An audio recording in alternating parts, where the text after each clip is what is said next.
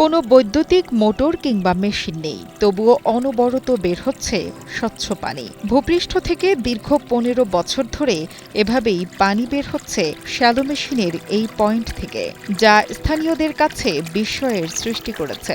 জমিতে সেচ দেওয়ার পাশাপাশি এই পানি পান করেন কৃষকেরা। চুলাতে কাজ করে এখানে হাত মুখ দিয়ে এই পানিটা খাই। পানিটা ভালো, চকচকা। বর্ষা মৌসুমে অনাবৃষ্টি দেখা দিলেও বন্ধ হয় না পানির প্রবাহ। বিশেষ করে যখন চারপাশে খরার প্রভাব দেখা দেয়, তখন এই পানি অনেকটাই আশীর্বাদ হয়ে ধরা দেয় কৃষকদের কাছে।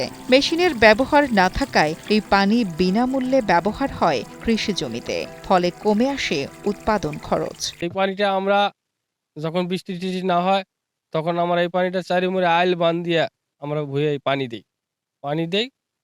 এই পানিটা আমাদের অনেক কাজে লাগে আর কি। প্রায় ১৫ বছর আগে কৃষি জমিতে সেচ সুবিধা পৌঁছে দিতে নীলফামারী সদর উপজেলার খোকসাবাড়ি ইউনিয়নের সাবুলিপাড়া গ্রামের সিঙ্গিমারি বিলে একটি পাইপলাইন বসানো হয়। শুরুতে পাইপের মাধ্যমে বৈদ্যুতিক সেচ পাম্প বসিয়ে জমিতে পানি দেওয়া হতো, কিন্তু আশ্চর্যের বিষয় হলো পাইপ বসানোর ১ বছর পর থেকেই কোনো ধরনের যান্ত্রিক শক্তি ছাড়াই নিজে থেকেই বের হতে থাকে পানি।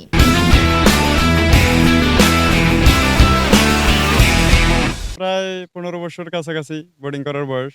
এই মুহূর্ত থেকে মনে করেন আপনার প্রতি বছরে বর্ষার সিজন আসলে এটা পানি এমনি এমনি অটোমেটিক বাইর হয়। কোনো পাম্প নেই, শুধুমাত্র ফিল্টার আছে। স্থানীয়রা জানায় এই পানি প্রতি বছর নিয়মিত জুন মাস থেকে অক্টোবর মাস পর্যন্ত অর্থাৎ বর্ষাকালে অব্যাহতভাবে প্রবাহিত হয়। এতে করে আশেপাশের কৃষি জমিতে পানির অভাব হয় না। এখানে যারা কর্মজীবী লোক আছে তারা তাদের দৈনিক প্রয়োজনের জন্য যে পানি বাসা থেকে আনতে হয়, কিন্তু সেটা আনা লাগে না। এখানে তারা এই পানিতে হাত মুখ ধুয়ে পানি খেয়ে ভাত খায় আরকি। তারপর বর্ষাকালে সাধারণত জমিতে যদি সেচ দেওয়ার প্রয়োজন হয়, পাম্প বা অন্য কারেন্টের কোনো ব্যবস্থা নেই। তবুও তারা এই বোরিং এর মাধ্যমেই পানি দেয়। আষাঢ় মাসে থেকে আশ্বিন মাস পর্যন্ত এই পানিটা বাইর হয়।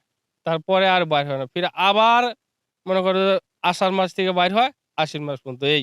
স্থানীয় প্রবীণদের মতে এই পানির উৎস ভূগর্ভস্থ কোনো প্রাকৃতিক জলাধার, তবে প্রকৃত কারণ আজও অনাবিষ্কৃত রহস্যই হয়ে আছে। তবুও অবিরাম ঝরে পড়া এই পানি এখন এলাকাবাসীর কাছে এক অপার বিস্ময়, আর কৃষকদের কাছে প্রকৃতির অমূল্য আশীর্বাদ। মোহাম্মদ নাঈম শাহর পাঠানো তথ্য ও ভিডিও চিত্রে ডেস্ক রিপোর্ট, কালের কণ্ঠ।